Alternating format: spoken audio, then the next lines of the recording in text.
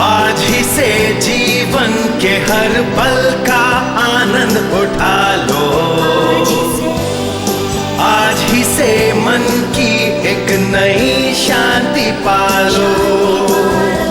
समय आ गया बदलने का, समय आ गया कुछ करने का। अब उठा लो आनंद प्रतिदिन के जीवन का। प्रतिदिन जीवन का आनंद लेना में आपका स्वागत है। आज आपसे मिलकर मैं खुश हूँ। हम उन 30 दिनों के मध्य में हैं जिनमें हम आपको शिक्षा दे रहे हैं कि आप जीवन के प्रति अपना दृष्टिकोण कैसे बदल सकते हैं। और मैं आशा करती हूँ कि मेरे साथ आपने भी ऐसा करने की प्रतिज्ञा की है। आज हम सकारात्मक विचार रखने के बारे में चर्चा करने जा रहे हैं। सकारात्मकता आपको खुशी प्रदान करेगी और आपके जीवन में परमेश्वर को कार्य करने का अवसर देगी। एक वचन है जो मुझे बहुत अधिक भाता है, भजन 27:13। संगीतकार दाऊद ने कहा, यदि मुझे विश्वास न होता कि जीवितों की पृथ्वी पर यहोवा की भलाई को देखूंगा तो मैं मूर्छित हो जाता। चाहे अभी जो कुछ भी हो रहा हो, यीशु मसीह के द्वारा आप आशा रख सकते हैं कि सब कुछ बदल जाएगा। मेरा विश्वास है कि आज का कार्यक्रम आपके लिए सचमुच आशीषदायक होगा। हमारी मनोवृत्ति हमारे आंतरिक जीवन की विचारधाराओं का बाह्य रूप है। मसीही होने के नाते हम अक्सर अपने विचारों के बारे में सुनते हैं। हम जानते हैं कि जिस अच्छी योजना को हमारे जीवन में पूरा करने के लिए यीशु मरा, उसका प्रकटीकरण करने ही तो हमारे मन को नया करना है। इस वचन पर हम कुछ समय बाद ध्यान देंगे। मगर आप किसी के विचारों को नहीं देख सकते हैं, परंतु उनके मनोभावों को देख सकते हैं। मनोभाव शारीरिक चेष्टाओं में देख सकते हैं। मनोभाव हमारे चेहरे में निखरता है। हमारा मनोभाव एक ऐसी मुद्रा है जो हम अपने जीवन के प्रति रखते हैं। दोबारा कहना चाहूंगी, हमारा मनोभाव ऐसी मुद्रा है जो हम अपने जीवन के प्रति रखते हैं। हर एक का जीवन एक जैसा नहीं होता। ईमानदारी से कहो तो कुछ लोगों का जीवन दूसरों की तुलना में अधिक सरल होता है। कुछ लोग ऐसे होते हैं जिनका जीवन ऐसे प्रतीत होता है कि दूसरों की तुलना में उनका जीवन बहुत जटिल है। मैं उसका वर्णन नहीं कर सकती, परंतु जानती हूँ कि परमेश्वर का अनुग्रह काफी है। यदि किसी में आत्मतरस की भावना हो या अपने जीवन के प्रति नाराजगी का भाव हो, तो वो उनकी परिस्थितियों को और अधिक जटिल बना देगा। परंतु यदि वे सकारात्मक मनोवृत्ति रखें, तो जो कुछ शैतान ने उनके निराश के लिए किया था, वो न केवल आपकी भलाई में बल्कि दूसरे लोगों की भलाई में बदल जाएगा। मेरा विश्वास है कि कभी कभी जिन लोगों का जीवन ऐसे प्रतीत होता है कि वे दूसरे की अपेक्षा जीवन में अधिक कष्ट सहते हैं, मेरे ख्याल से ये इसलिए है क्योंकि प्रभु की इच्छा है कि ऐसे लोग उन लोगों के लिए सचमुच प्रभावशाली ढंग से सहायक सिद्ध हों जो लोग दुखी और कुंठित हैं। प्रभु उसके राज्य में केवल कर्मचारियों की ताक में नहीं बल्कि अनुभवी कर्मचारियों की ताक में है। जब मैं दुष्प्रयोग किए जाने की पीड़ा पर जय पाने की बात कहती हूँ, मैं अपने अनुभव से ही कहती हूँ। जब मैं उन लोगों को क्षमा करने की बात कहती हूँ जिन्होंने आपको ठेस पहुंचाई, मैं अपने अनुभव से कहती हूँ। जब मैं नशे की आदत से छूटने की बात कहती हूँ, मैं अनुभव से ही कहती हूँ। अधिकतर लोग उन लोगों की बातें अधिक मानते हैं जो अनुभव के आधार पर कहते हैं, और न कि उन लोगों की जो पुस्तक में से पढ़कर बातें बताते हैं। यदि आप वो हैं जो कहते हैं कि ये कहना आसान है कि अच्छे सकारात्मक विचार रखना चाहिए, तो मैं कहती हूँ कि आपका जीवन मुझ जैसा नहीं रहा होगा। सचमुच वो बड़ा जटिल था। शायद आपका भी वैसा ही रहा होगा।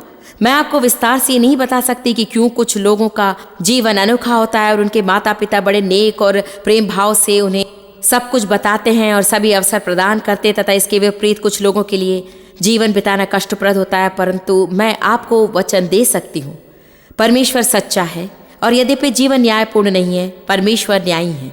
वो बिगड़ी बातों को भी सुधार सकता है। वो आपके दुखों के बदले दुगनी आशीषें देगा। वो आपके जीवन की हर एक चीज का प्रयोग करेगा और कुछ भी बेकार नहीं जाएगा यदि आप अपना भरोसा उस पर रखें।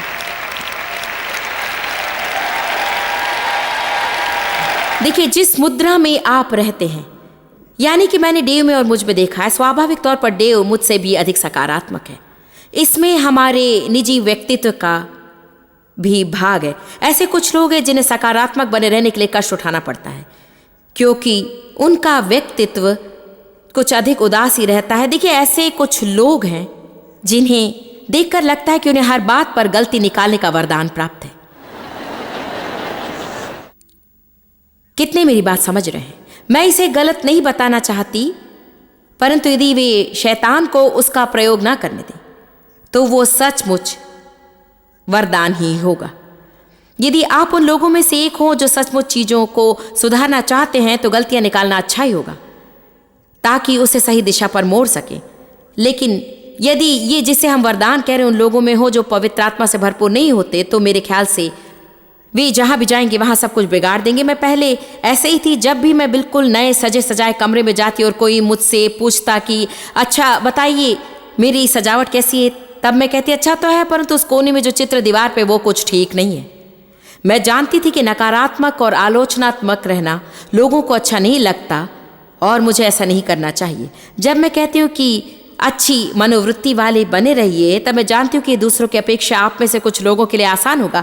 अच्छी भावनाएं बनाए रखने में मेरे पति को उतना श्रम नहीं करना पड़ता जितना कि मुझे करना पड़ता है। मुझे कठिन श्रम करना पड़ता है क्योंकि मेरा व्यक्तित्व उनसे भिन्न है, परंतु मैं वो सब कुछ करने को तैयार हूँ जिनके द्वारा मैं उस जीवन को पा सकूँ जिसे मुझे देने के लिए यीशु मरा। मैंने अपने जीवन में काफी समय दुख में बिताया है और आगे मैं दुखी रहना नहीं चाहती हूँ। आमीन। क्या आपने अपने मन में ठान लिया कि आप अपने जीवन का आनंद लें? यीशु ने कहा मैं आया हूँ कि तुम जीवन पाओ और बहुतायत से पाओ और आनंद बनाओ जब तक कि वो उमड़ ना पड़े। यीशु सिर्फ इसलिए नहीं मरा कि हम जीवन पाए, वरन उस जीवन का आनंद भी लें। बुरे विचारों वाला मनुष्य जीवन का आनंद नहीं ले पाता। वे हमारी परिस्थितियां नहीं हैं जो हमें दुखी रखती हैं, बिल्कुल भी नहीं। इसे स्वीकारना बहुत ही कठिन है, परंतु वास्तव में परिस्थितियां हमें दुखी नहीं बनाती हैं। हमारी परिस्थितियों के प्रति हमारा मनोभाव ही इसका कारण है। जहाँ तक कि परिस्थितियों का सवाल है, मेरे और डेव के जीवन में बराबर ही होता है और मैंने बीते समय में देखा है कि किस तरह से वे समस्याएं जो हम दोनों के लिए एक सी होती हैं, उनसे वे परेशान नहीं होते। वे आराम से अपने जीवन का आनंद लेते हैं और हमेशा की तरह अपने कार्य में लगे रहते हैं और प्रभु पर छोड़ देते हैं कि वो समस्या का समाधान करे। मैं तो बस परेशान, चिंतित, निराश और अंत तक व्याकुल ही रहती। शीघ्र ही या बाद में जब समाधान प्राप्त होता, मेरे लिए 2 हफ्ता बेकार जाता और वे बड़े मौज में ही रहते। मैंने देखा है बच्चों के साथ भी हम चीजों से होकर गुजरते, कभी कभी उनसे निपटने में 1-2 वर्ष भी लगाए। मैंने उन दिनों की ओर मुड़कर देखा जब मैं दुखी और चिंतित थी तथा रो रो कर थक जाती थी और इत्यादि इत्यादि इत्यादि। उन्होंने ऐसा कुछ भी नहीं किया। उन्होंने अपना भरोसा प्रभु पर रखा और जीवन का आनंद लिया। 2 साल बाद जब सब कुछ ठीक हो जाता, तब मैं सोचती कि मैंने क्या हासिल किया। मैंने सिर्फ इतना ही किया कि अपना सारा समय दुखी रहकर व्यर्थ गंवा दिया, जबकि मुझे जीवन का आनंद लेना था। यदि मैंने परिस्थितियों को सही दृष्टिकोण से देखा होता तो मैं कभी दुखी न रही होती। मैं नहीं जानती कि आप किन बातों से निपट रहे हैं, परंतु मैं इतना कह सकती हूँ कि किसी भी चीज के प्रति बुरा विचार रखना उसे और जटिल बना देता है। सकारात्मक विचार आपको सदा खुश रखेगा और सकारात्मक बातें आपको आनंद दिलाएंगी, आपके आसपास के सभी को खुश करेगी। प्रभु को आपके जीवन से निपटने का अवसर देगी, क्योंकि प्रभु नकारात्मक नहीं है। यदि हम चाहते कि हमारे जीवन में प्रभु प्रतिबिंबित हो, तो फिर हमें उससे एकमत होना चाहिए। आमोस 3:3 कहता है, यदि 2 मनुष्य परस्पर सहमत न हो तो क्या वे एक संग चल सकेंगे? अपने आप से पूछे कि हम किससे सहमत हैं। क्या हम शैतान द्वारा कही जाने वाली हर झूठी बातों से सहमत हैं और उन सारी परिस्थितियों से जो वो हमारे सामने खड़ी करता है, या फिर क्या हम परमेश्वर तथा परमेश्वर के वचनों से सहमत हैं? मैं नहीं जानती कि यदि हम पूर्ण रूप से सकारात्मक रहें तो हमारे जीवन में क्या होगा। चलिए इस पर हम 1 मिनट ध्यान दें। मैं लक्ष्य केंद्रित हूं और मुझे प्रायोजन पसंद है। मुझे कहना पसंद है कि अच्छा प्रभु, आज मैं सब विषय में सकारात्मक रहने का प्रयास करूंगी। क्या आप में से कोई ऐसा है? मैं कहती हूँ कि अच्छा प्रभु, आज मैं प्रयत्न करूंगी कि एक भी विषय ऐसा ना कहूं जो कुछ और ही हो। मैं कोशिश करती थी कि ऐसा कुछ न कहूं जो मैं कर ना सकूं। मैं कोशिश करूंगी कि सारा दिन नेक रहूं। जो कुछ मैं कहूं वास्तव में वे बहुत ही आदरपूर्ण और सम्माननीय रहे। देखिए, निश्चित लक्ष्य रखना गलत बात नहीं है और पवित्र आत्मा के साथ कार्य करना भी गलत नहीं है, जब तक कि हर बार आप गलती करने पर उसके लिए दोषी ना ठहराए जाए। मैं सोचा करती थी कि मैं खुद ही बदल सकती हूँ। मैं जानती हूँ कि प्रभु ही बदल सकता है, मगर संभवतः मेरे इस तरह से सोचने का एक कारण मेरा स्वभाव ही है। मैं उपलब्धियों से प्रेरित होती हूँ और मैं बहुत ही लक्ष्य केंद्रित व्यक्ति हूँ। मेरे जीवन में ऐसा भी समय रहा है जब मेरा लक्ष्य होता है कि आज मैं सचमुच हर विषय पर सकारात्मक रहने की कोशिश करूंगी, और शायद ही दिन का प्रथम आधा घंटा बीतता है कि उससे पहले ही मैं कीचड़ में फंस जाती हूँ।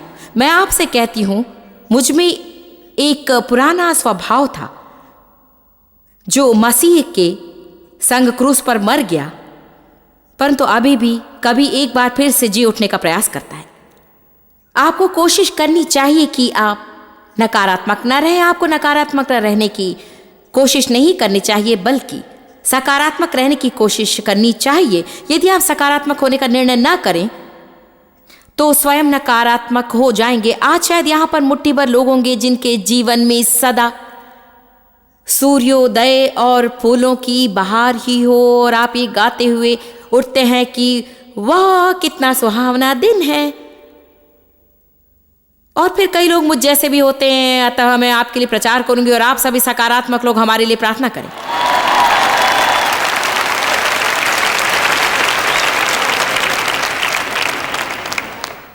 आपको नकारात्मक होने की कोशिश करने की आवश्यकता नहीं है।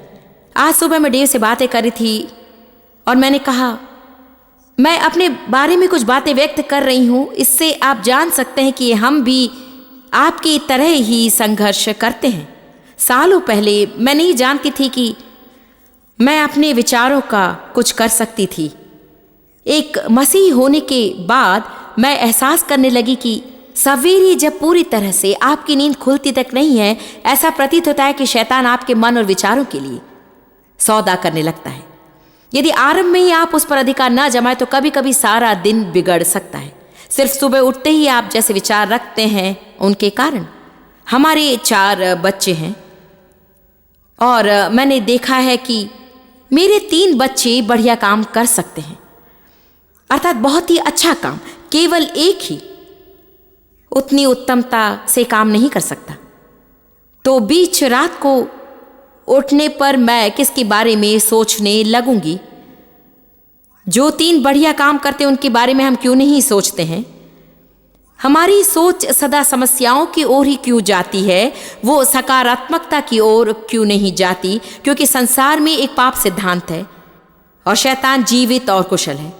यद्यपि हम कहते हैं कि हमारा विश्वास प्रभु पर है, तब भी हम सोचते हैं कि जैसा भी हो, यदि हम किसी भी तरह से उसके लिए चिंता करके समाधान ढूंढे तो अवश्य उसको जानकर उससे निपट सकेंगे। अब भी हमारे जीवन में भय की जड़ गहरी होती है। हम स्वयं कुछ योजनाएं बनाने लगते हैं ये सोचकर कि यदि प्रभु मदद ना करने आए तो खुद ही निपट लेंगे। Come on now.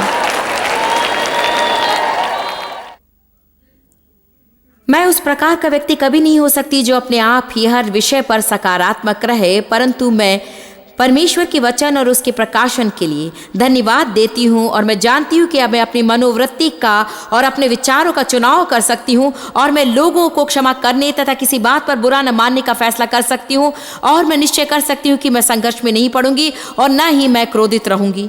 मैं निर्णय ले सकती हूँ कि मैं बीते दिनों के दुखों को भूलकर आगे की ओर अग्रसर होते हुए प्रभु के वचनानुसार कर सकूंगी, चाहे मेरी इच्छा हो या ना हो। उसे करने की इच्छा होने या न होने पर भी यदि मैं सही कार्य करूं तो फिर मैं ऐसे अच्छे बीज को बोऊंगी जो मेरे जीवन में फसल पैदा करेगा, क्योंकि परमेश्वर सच्चा है। आमीन।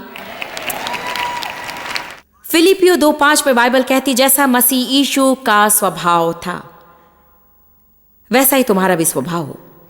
आप में से कितने कम से कम एक बुरे स्वभाव की सोच सकते हैं जो अभी आप में है? आप में से कितने बदलना चाहते हैं? कितने एक से अधिक बुरे स्वभाव की सोच सकते हैं? संभवतः जितना हो सके मुझे हर एक बुरे स्वभावों की एक सूची तैयार करनी चाहिए थी, परंतु आज मैं जलन या ईर्ष्या के बारे में ही सोच रही थी। दूसरे लोगों को धन्य होता देखकर कुछ लोग कभी खुश नहीं रह पाते। मैं कैसे हूं?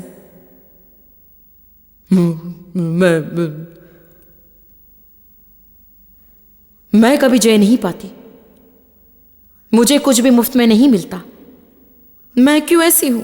एक स्वार्थी स्वकेंद्रित प्रवृत्ति, एक असंतुष्ट स्वभाव मेरे जीवन में। देखिए, कई वर्ष मुझ में असंतुष्ट रहने की प्रवृत्ति थी, क्योंकि वास्तव में मैं अपने आप से खुश नहीं थी, मैं जीवन से खुश नहीं थी। देखिए, जिस मनुष्य में हमेशा असंतुष्ट रहने की प्रवृत्ति हो, वो कभी ये नहीं सोचता कि आप उनके लिए क्या करते हैं। वे यही सोचते हैं कि आपने उनके लिए क्या नहीं किया। उनकी चिंता यही रहेगी।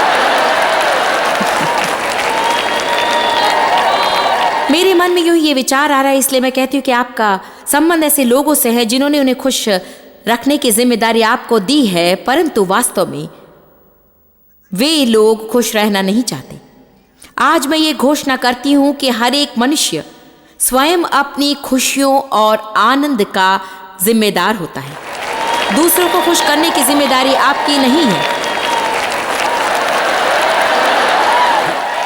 इसे समझने में मुझे काफी समय लग गया, परंतु आप अपना जीवन ऐसे लोगों को खुश करने में ना गवाएं जिन्होंने पहले से निश्चय कर लिया कि वे कभी खुश नहीं रहेंगे। ऐसा करने का प्रयास करने पर आप लोगों को ठेस पहुंचा सकते हैं। उनसे ये कहना उत्तम होगा, जानते हैं क्या, ये कि आपको अपने मन में ठान लेना है कि जीवन के प्रति आप कैसा विचार रखेंगे, परंतु मैं आपके बिगड़े हुए जीवन पर कभी आश्रित नहीं रहूंगी। आगे कभी आप अपनी समस्याओं को रखकर मेरी खुशियां छीन नहीं सकते, क्योंकि हम सबको बराबर अवसर मिलता है। एक बात ऐसी है जिसके कारण मैं अपने पति से अत्यधिक क्रोधित हुई, परंतु वही मेरे लिए अधिक सहायक सिद्ध हुई, ये कि मुझे कभी डेव अपने आप को दुखी करने नहीं देते। जब आप दुखी होते हैं, आप दूसरों को भी दुखी करने की इच्छा रखते हैं। जब आप दुखी रहते हैं और आपके आसपास के लोग खुश रहते हैं, तो आपको गुस्सा आ जाता है। दुखी मनुष्य दूसरों को खुश देखना नहीं चाहता। क्या मैं सच कह रही हूं? खुश रहकर उन्हें इतना पागल बना दीजिए कि वे अंततः ठहाका मारने लगे। नकारात्मक विचार परमेश्वर और हमारी सामर्थ्य को सीमित रखते हैं। परमेश्वर नकारात्मक विचारों वाला नहीं है। निकालिए गिनती का 13वां अध्याय। इस्राएलियों ने मिस्र देश की गुलामी से बाहर निकलकर निर्जन प्रदेश में प्रवेश किया और प्रतिज्ञा की गई भूमि की ओर बढ़ने लगे। निर्जन प्रदेश से होकर पार करना सिर्फ 11 दिन का सफर था। कि पहाड़ के चारों ओर चक्कर काटते हुए उन्होंने 40 साल बिताए। हम ठीक से नहीं जानते कि कितने लोग बाहर निकले। उन्होंने केवल पुरुषों की गिनती की 6 लाख, परंतु उनमें से शायद अधिकांशों की पत्नियां और बच्चे भी थे। ज्ञानियों का कहना है कि करीब 20 या 30 लाख लोग मिस्र देश से बाहर निकले। मिस्र देश से बाहर निकले समस्त लोगों में से केवल 2 पुरुष। मैं हर बार यही कहती हूं और मुझे बहुत ही आश्चर्य होता है कि सिर्फ 2, 20 या 30 लाख लोगों में से 2 ने प्रतिज्ञा की गई भूमि में प्रवेश किया। आप वचनों के द्वारा जानेंगे कि केवल वे 2 ही सकारात्मक विचार वाले थे। बाकी सभी नकारात्मक विचार वाले थे। कुड़कुड़ाने वाले, शिकायत करने वाले, अपनी क्रियाओं की जिम्मेदारी लेने की इच्छा न रखने वाले, हर समय हर एक विषय किसी दूसरे की गलती मानते। आजकल हमारे समाज में एक वास्तविक समस्या है। लोग अपनी क्रियाओं के प्रति जिम्मेदार नहीं रहना चाहते हैं। लापरवाह स्वभाव एक अधर्मी स्वभाव है। हमें अपने काम की जिम्मेदारी लेनी चाहिए। हमें अपने व्यवहार के प्रति जिम्मेदारी रखनी चाहिए। हमें अपनी क्रियाओं के प्रति जिम्मेदारी रखनी चाहिए। जब हम अपनी जिम्मेदारी से दूर होने लगते हैं तो जीवन में सब कुछ गड़बड़ हो जाता है। जिम्मेदार रहना दैविक स्वभाव है। सिर्फ 2 ही, लगभग 20 से 30 लाख लोगों में से ये एक तुच्छ प्रतिशत है। वे निर्जन प्रदेश में भटकते रहे। वास्तव में मसीहियों के लिए कितना महत्वपूर्ण है। आप आत्मा हैं, आप में प्राण हैं, आप एक शरीर में रहते हैं। प्रभु ने आपकी आत्मा में कुछ अद्भुत कार्य किया है। प्रभु चाहता है कि आपके जीवन के द्वारा वो सिद्ध हो और आपके शरीर द्वारा प्रकट हो, ताकि दुनिया उसे देख सके। आप इस संसार की ज्योति हैं। ज्योति को पैमाने के नीचे न छिपाकर दीवट पर रखो, ताकि संसार को प्रकाश पहुंचे। आप पृथ्वी के नमक हो। ज्योति का काम अंधकार को दूर करना है, नमक का काम है लोगों को प्यास दिलाना। हमें ऐसा जीवन बिताना चाहिए जिससे लोग उन चीजों के लिए तरसें जो मसीह में हमारे पास है। वास्तव में हमें इसके बारे में ज्यादा कुछ कहने की जरूरत नहीं होनी चाहिए। हमसे लोगों को कहना चाहिए कि आप में क्या खूबी है, आपके पास ऐसा क्या है जो मेरे पास नहीं, बताइए मैं उस इश्यू को कैसे पा सकती हूँ, क्योंकि मैं उसे आपके जीवन में काम करता देख रही हूँ। मैं देखती हूँ कि आप खुश हैं, आप में शांति है, आपका जीवन सफल है। मैं देखती हूँ कि आप खुश हैं, मैं देखती हूँ कि आपके बच्चे मेरे बच्चों से कुछ भिन्न हैं। देखिए, यदि हम लोगों को कोई चीज दिखा दें तो उसके बारे में अधिक वर्णन करने की आवश्यकता नहीं रहेगी। निर्जन प्रदेश में रहने वाला मसीही सांसारिक जीवन बिताने वाले मसीही के बराबर है, और फिर भी वो अपने मानसिक क्षेत्र में ही जीता है। आप एक आत्मा है, परंतु आपको आत्मा में चलना है, क्योंकि आपका भी एक शरीर है और आप शरीर के अनुसार भी जी सकते हैं। बाइबल जिस शरीर के बारे में कहती है वो प्राण और शरीर का मिला हुआ एक रूप है। वो सांसारिक शरीर के बारे में कहती है जो वही सब चाहती है जो आप उसे देते हैं। यदि लंबे समय तक शरीर को व्यायाम कराते तो ऐसी स्थिति पर आ जाता है कि व्यायाम न करने पर वो उसे खो देता है। आरंभ में जब आप शरीर को व्यायाम कराते वो कहता है कि तुम मेरी जान ले रहे हो। आप अपने शरीर को कैफीन या शक्कर या किसी भी ब्रांड का सोडा पिला सकते हैं। मैं ऐसे लोगों को जानती हूं जो कोक या डॉक्टर पेपर या इसके लिए उसके लिए तरसते हैं, क्योंकि उन्हें उसकी आदत पड़ गई है। आप किसी भी कारण से अपने शरीर को दोष नहीं दे सकते, क्योंकि वो एक मशीन है जो तरसता है और आप जो उसे देते हैं उसकी मांग करता है। आपको अपने शरीर का मालिक होना चाहिए।